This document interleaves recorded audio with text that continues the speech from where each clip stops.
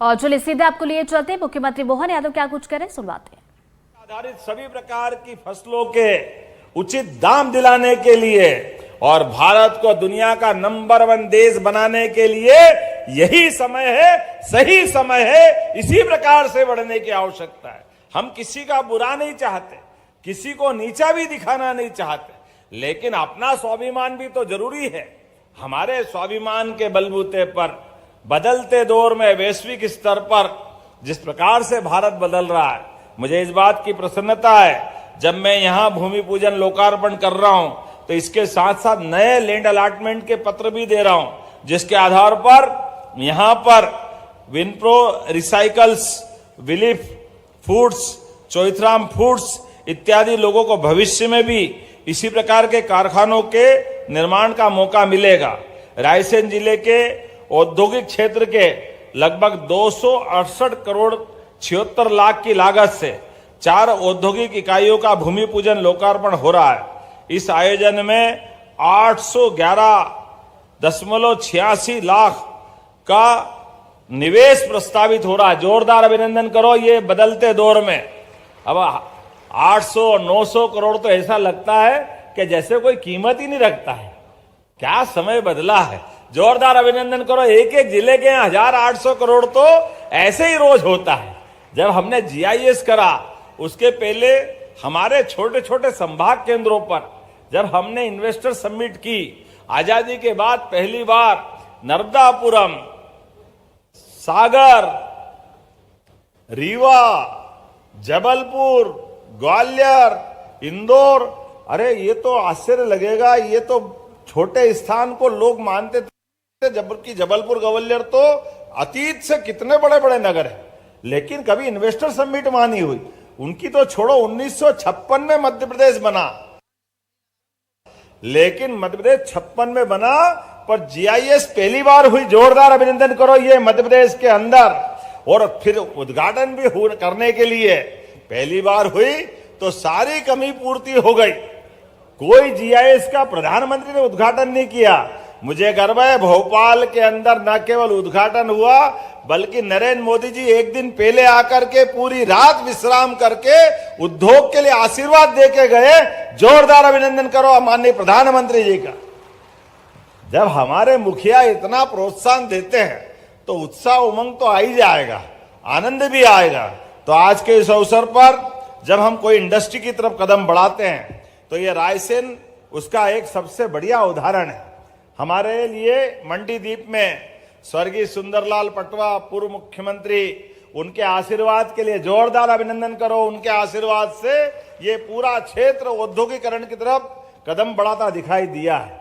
और उनके साथ साथ पिछले साल प्लास्टिक इंडस्ट्री में कुछ समय पहले अनंत कुमार जी, हमारी सुषमा स्वराज जी और शिवराज सिंह जी, सबके आशीर्वाद से प्लास्टिक इंडस्ट्रियल पार्क का भूमि पूजन हुआ, लेकिन उसमें कमी पड़ी तो हमारी सरकार ने और छूट दे दी। जोरदार अभिनंदन करो।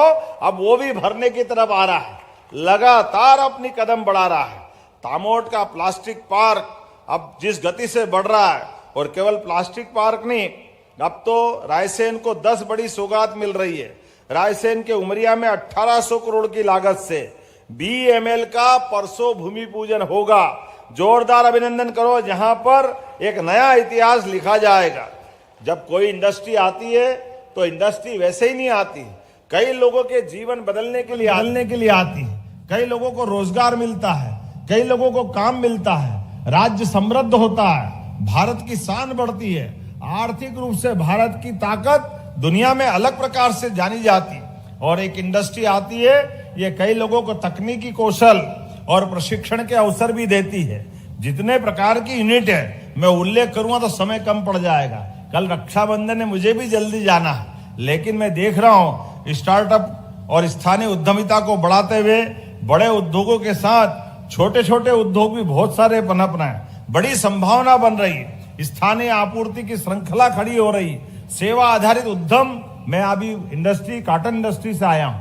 अकेले एक कैंपस में 15,000 से ज्यादा बहनों को रोजगार मिल रहा है। जोरदार अभिनंदन करो। ये बड़े बड़े रोजगार आधारित कारखाने भी एक अलग दौर से हमको ले जा रहे हैं। और वहां कॉटन कहां से आ रहा है? ऑस्ट्रेलिया, वियतनाम, अब रुई हमारा कॉटन अपने यहाँ का भी होता है, लेकिन इतने उन्नत प्रकार से हमारे कारखाने काम कर रहे हैं कि वो धागा बनाने के लिए सभी प्रकार की मशीनों के माध्यम से अरविंद मिल्स वाले मांगे उनको देंगे, जिसको जैसा चाहिए सबको रॉ मटेरियल के साथ जितनी दक्षता से काम कर रहे हैं। और नवाचार, नई तकनीक, किसानों की आय वृद्धि, हमारी सरकार लगातार इस प्रकार से आगे बढ़ रही है।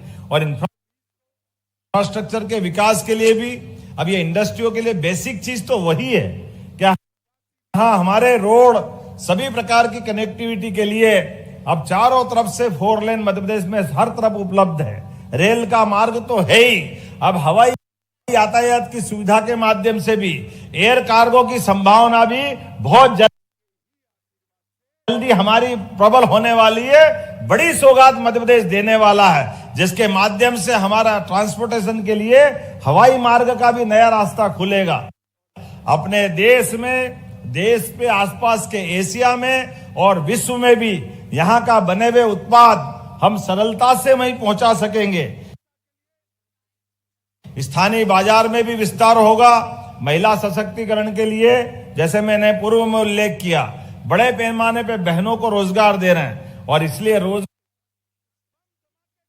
आधारित उद्योगों के लिए भाइयों या बहन सबको 5,000 रुपया प्रति लेबर हमारी सरकार की ओर से फैक्ट्री मालिक को सहयोग दे रहे कि आप रोजगार बढ़ाओ, हम आपको अनुदान बढ़ा रहे हैं। दोनों मिलकर के बहन भाई को रोजगार दिलाइए।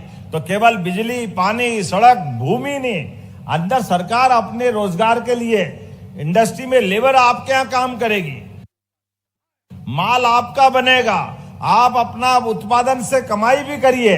लेकिन अगर आप रोजगार देते हो तो प्रति श्रमिक 5,000 रुपया श्रमिक का हम अपनी तरफ से योगदान आपको देना चाहते हैं। यह हमारी